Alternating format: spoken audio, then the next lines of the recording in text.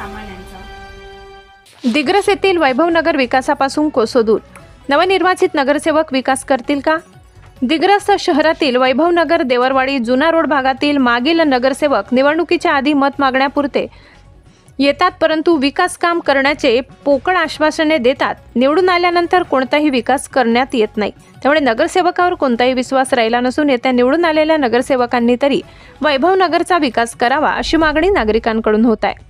नगर परिषदेच्या हद्दीत असलेल्या वैभवनगर हे विकासापासून कोसो दूर असून प्रत्येक निवडणुकीत पावसाळ्यात संपूर्ण रस्त्याने चिखलमय राहत असून गावातील नाल्या घाणीने तुंबल्या असून वैभवनगर येथे नागरिकांचे आरोग्य धोक्यात आले. नगर परिषद वैभवनगर येथील गेल्या वर्षभरात वैभवनगर वार्डामध्ये घाणीचे साम्राज्य पसरलेले दिसते. नगरातील अनेक ठिकाणच्या रस्त्यावर कचरा पसरलाय.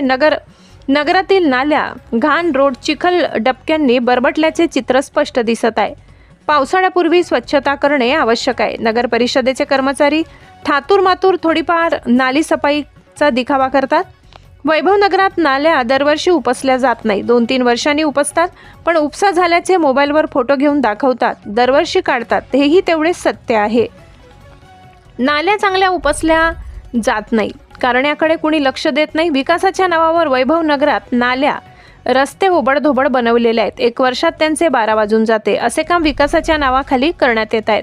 वैभवनगरात 100 फुटाचा रोड अनेक वर्षापासून चिखल व घाणीने भरून आहे. त्याकडे नगर परिषदेचे कर्मचारी व वार्डातील मेंबर कधीही लक्ष देत नाही.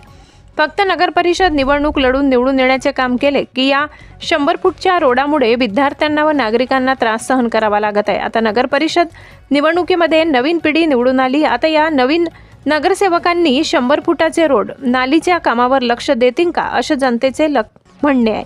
अनेक रस्त्यावर जनावरे बांधण्यात येत असल्याने मलमूत्र पसरले असते.